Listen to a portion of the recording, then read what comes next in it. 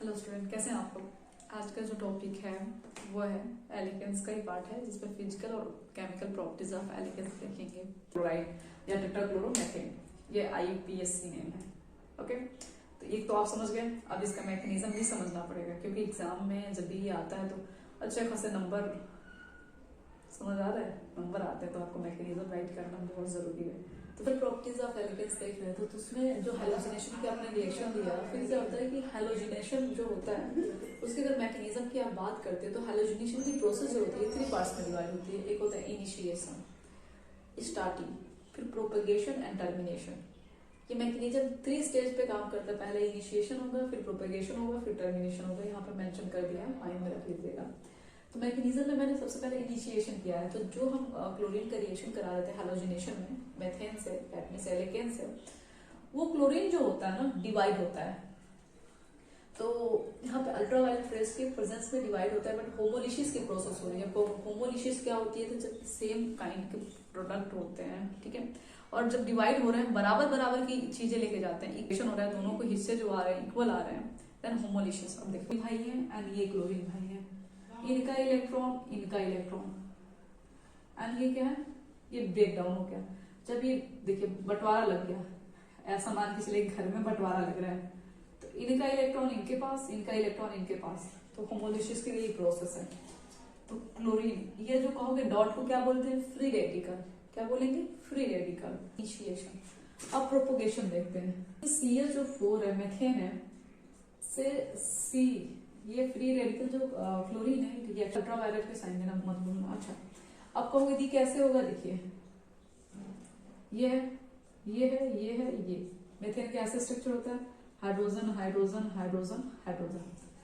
अब आप एक चीज सोचें कि अगर मैं इसको ऐसे इंडिकेट कर दूं, इसका इलेक्ट्रॉन इसके पास, इसका इलेक्ट्रॉन इसके पास, और बीच में से मैंने डिवाइड कर दिया, मैंने फिर यहाँ पे बंटवारा कर दिया, तो हाइड्रोजन की इलेक्ट्रॉन हाइड्रोजन के पास रह गया, कार्बन के पास इलेक्ट्रॉन कार्बन के पास रह गया, तो कार्बन वाला लिखते हैं। तो क्या होगा? CH3, कार्बन के ऊपर क्या है? फ्री रेडिकल है, ये कार्बन के ऊपर है, ठीक है।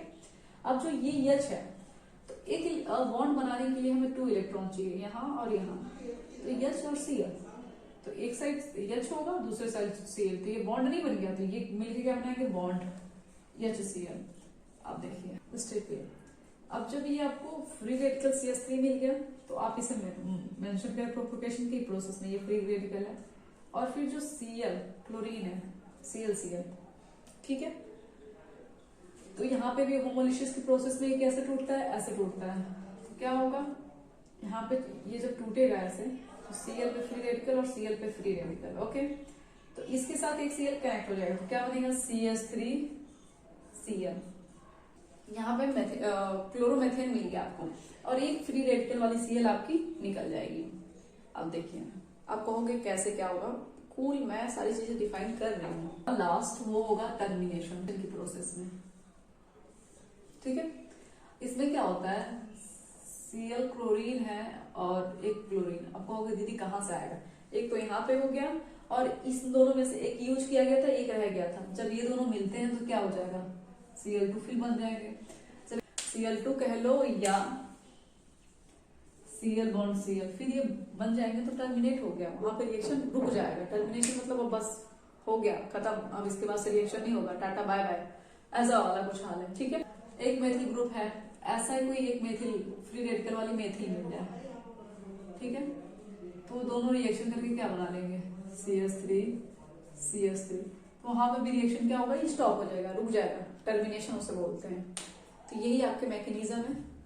मुझे लग रहा है आप अंडरस्टैंड कर रहे हैं, बट कोई प्रॉब्लम हो तो मैं तो अवेलेबल हूँ, कमेंट बॉक्स में राइट करें, कुछ भी डाउट है पूछे, मैं उसका रिप्लाई श्योरली 100% श्योर है कि मैं दूंगी तो दूंगी।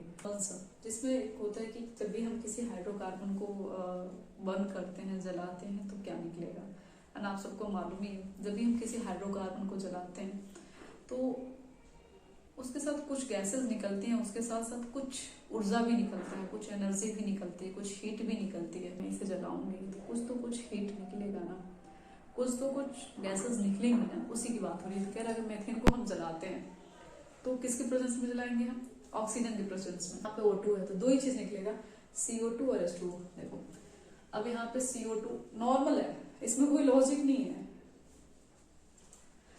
कोई चीज जलाएंगे CO2 निकलना नॉर्मल सी बात है, CO2, और जब कुछ नहीं निकलेगा तो H2O आपका निकल रहा है। अगर कोई कंपाउंड होता तो कुछ और सोचते, बट इतना ही निकलेगा यहाँ पे। अब बैलेंस करना है, मोस्ट ऑफ लोगों को बैलेंस करना नहीं आता। तो देखिए यहाँ पे कितने हैं, 4 हाइड्रोजन है ना, कहोगे यस। यहाँ पे 2 हाइड्रोजन है, कहोगे यस। प्रॉब्लम तो क्रिएट हो रही है, यहाँ पे 4 वहां पे 2, अब क्या होगा, कुछ नहीं, आप 2 कर दें, 2 2 जा 4, ठीक है। अब कार्बन आपका 1 है, कार्बन 1 है, बट ऑक्सीजन देखो 2 और 2 4 हो गए, तो क्या टेंशन है। अब देखो हमने किया ऐसे, पहला रिएक्शन बैलेंस। अब इसमें देखिए आपका क्या होगा, CO2 प्लस H2O। अब यहाँ पे कितने हैं आपके कार्बन, 4, ठीक है। हाइड्रोजन कितने हैं, 10, 10 है, तो हम क्या लिखेंगे, 5 2 जा 10। अब यहाँ पे हो गया 5। ऑक्सीजन यहाँ पे कितना आ गया, 5 2 जा 8, और प्लस 5 कितने हो गए आपके यहाँ, 30। इधर ऑक्सीजन जो है 13 है, इधर कितना है, 2 है। प्रॉब्लम होगा, अब कहोगे थी क्या करें, 6 करोगे 12 हो जाएगा, 7 करोगे 7 करते हैं तो 14 हो जाएगा, 6 कर मतलब 13 नहीं आएगा। एक तरीका है, अगर हम 13/2 कर दे तो अब कहोगे ये कौन सा भी है। तो कभी जब विषम क्या होती है, विषम संख्याएं होती हैं कह ले तो इसमें क्या होता है कि जैसे देखिए 13 2 इंटू ये ऑक्सीजन का 2 है ना, 2 तो कट गया, आपके पास क्या आया, 13 आया। तो इधर भी ऑक्सीजन 13 है और इधर भी ऑक्सीजन 13 है, चीजें बैलेंस हो गई। तो ये ऐसे एग्जाम में खैर आता नहीं है, बट मैंने एग्जाम्पल ऐसे ही मेंशन कर दिया, ठीक है। तो आप लोगों को, मुझे लगता है श्योरली आपको कन्वेंशन की प्रोसेस मालूम चल गई होगी, कैसे रिएक्शंस होते हैं, कैसे हम बैलेंस करते हैं। एंड याद रखना, कुछ भी आप जलाओगे उसके साथ कुछ ना कुछ थोड़ा ही हीट निकलेगा ही निकलेगा, थोड़ी सी एनर्जी निकलेगी ही निकलेगी, ठीक है। तो ये माइंड में रखना। कभी कभी हम मेथेन को इनकम्प्लीट ऑक्सीजन देते तो हैं, बट इस तरीके से देते कि वो कम ही जले, तो कार्बन प्लस H2O निकल जाता है। अब बैलेंस करना है हमें, हमारा बैलेंस हो गया। तो आप कहोगे जी क्यों किया जाता है ऐसे, तो इनकम्प्लीट कंबंशन करने के पीछे एक ही मोटिव होता है कि जो कालिख मिलती है, जो काला कलर का पदार्थ मिलता है, जो कार्बन मिलता है, उसका यूज हम इंक में करते हैं, ठीक है। जस्ट लाइक मार्कर इंक या प्रिंटर इंक, जहां जहां जरूरत पड़ती है।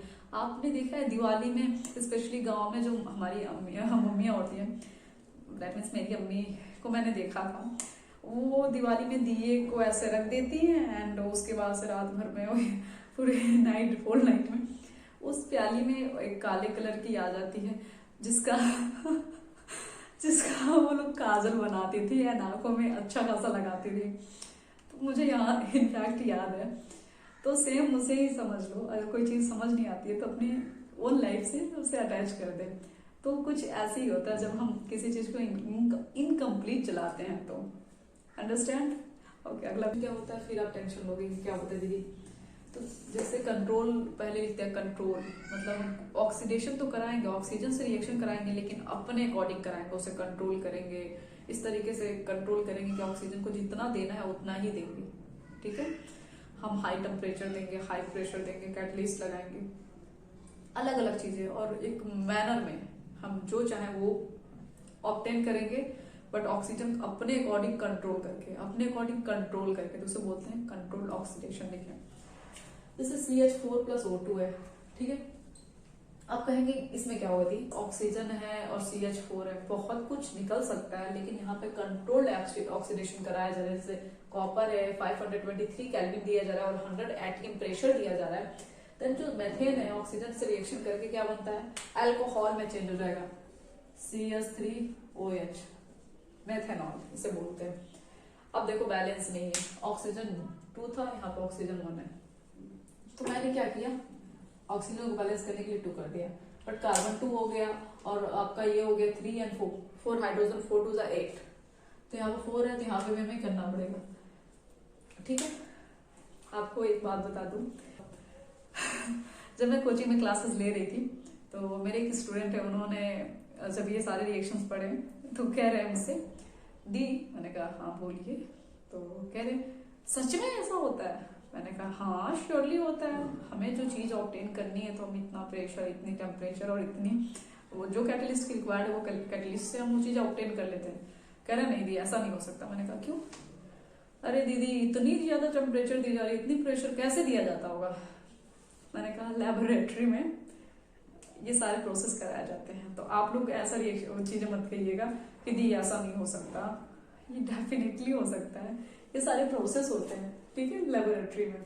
कूल, इतनी टेंशन लेने की जरूरत नहीं है। ओके, अब देखिए यहाँ पे भी वही है, बट यहाँ पे देखिए कैटलिस्ट चेंज हो गया है। यहाँ पे हीट दिया जा रहा है, बट एक हीट दिया जा रहा है, एक नॉर्मल सी हीट है। यहाँ पे डिफाइंड था टेम्परेचर, यहाँ पे डिफाइंड था प्रेशर। देखिए ये जो है आपका CH4O2 किसमें चेंज हुआ मैं बताती हूँ। ये आपका इस वाले कैटलिस्ट को माइंड में रख लेना, इस कैटलिस्ट के प्रेजेंस में HCHO में चेंज हो जाएगा और जो चीजें बची हैं H2O में निकल जाएगा। अब क्या कहोगे, इसे बोलते हैं मेथेनॉल, मेथेनॉल, ठीक है।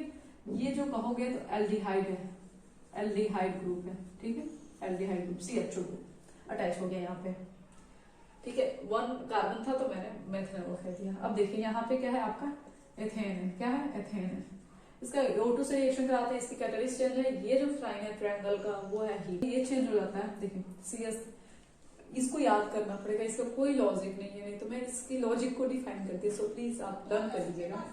इसका क्या होगा CH3 COOH प्लस H2O का क्या, ये कार्बोक्सिलिक ग्रुप होता है, कार्बोक्सिलिक ग्रुप होता है COOH, इसे हम बोलेंगे एथेनोइक, 2 कार्बन है एथेनोइक। अभी बैलेंस नहीं है सोचना। अब देखिए क्या प्रॉब्लम हो रही है, सच में मुझे भी बहुत प्रॉब्लम हो रही है। यहाँ पे 2 कार्बन है, बट यहाँ पे सारी स्टोरी क्या है, ऑक्सीजन की है। अब कहोगे क्यों दी, देखो यहाँ पे ऑक्सीजन 3 है, इधर 2 है, तो कोई लॉजिक ही नहीं है कि इसको 3 में कन्वर्ट किया जाए। तो हम क्या करते हैं, सोच तो रही हूँ कि मैं इसको क्या करती हूँ 2 टाइम्स कर देती हूँ, इसे भी 2 टाइम्स और इसे भी 2 टाइम्स। देखते हैं, कोई क्लियर नहीं है, करके देखते हैं। यहाँ पे क्या हुआ आपका, यहाँ पे ऑक्सीजन देखिए 2 2 4 और M5, और हाइड्रोजन देखते हैं यहाँ पे क्या हो गया 3 3 6 हो गया, 6 2 12, इधर हाइड्रोजन 12 है, इधर कितने हैं 3 and 4, 4 2 8, तो हमें कितना चाहिए 2, तो 3 4 2 8, 8 2 8 4, 8 और 4 को ऐड करो क्या होगा 12 हो जाएगा। इधर भी हाइड्रोजन 12, इधर भी हाइड्रोजन 12, इधर 2 कार्बन, इधर भी 2 कार्बन। ऑक्सीजन इधर कितने हैं 2 2 2 4 ऑक्सीजन है। अब यहाँ पे क्या करिए 2 2 4 ऑक्सीजन, ऐसे बैलेंस किया जाता है, तो कहीं लगा के बट सही तरीके से बैलेंस कर लेना, बैलेंस नहीं तो फिर कुछ नहीं। ये जो आपका है जो फोर्थ वाला, ये फोर्थ वाला रिएक्शन बहुत ही स्पेशल है सारे रिएक्शनों से। आपको मैं बता दूं कि एलिकेंस होते हैं वो ऑक्सीडाइज होने में बिलीव नहीं रखते, मतलब ऑक्सीडाइज नहीं होते हैं ऐसे नॉर्मल कंडीशन में, वो रोकते हैं, ऑक्सीडाइज होने से अपने आप को रोकते हैं, रेजिस्ट करते हैं। बट अगर वही एलिकेंस टर्शियरी हो, आप कहोगे कैसे टर्शियरी, दैट मीन्स कि ये जो 3 है ये कार्बन 3 मेथिल ग्रुप से अटैच है, इसे 3 डिग्री बोलते हैं, और एक हाइड्रोजन से, ठीक है 3 डिग्री। अगर यहाँ पे 2 मेथिल से अटैच है तो 2 डिग्री, 1 से अटैच है तो 1 डिग्री। आपको मैंने बहुत टाइम मेंशन कर चुकी हूँ, बट इस ओके, ये हल्का फुल्का आइडिया ले लें। तो ये इसको कहेंगे तो ये टर्शियरी है, CH3 का होता है। इसको अगर आप लिखें तो CH3 CH3 और H, यहाँ पे मैंने ऑक्सीडेशन डिनोट किया है, दैट मीन्स कि ऑक्सीजन से रिएक्शन करेगा। तो जब भी ऑक्सीजन से रिएक्शन करता है अल्कोहल में चेंज हो जाता है, जैसे CH3 का होल ट्रेस COH, ठीक है CO। अगर इसको नहीं समझ रहे हैं, अब कहोगे दी इसको थोड़ा एक्सपेंड करें तो और लिखते, तो यहाँ पे हो जाएगा CH3 OH, ये अल्कोहल में चेंज हो जाएगा। ये जो है टर्शियरी अल्कोहल है, ठीक है 3 डिग्री अल्कोहल है, अंडरस्टैंड।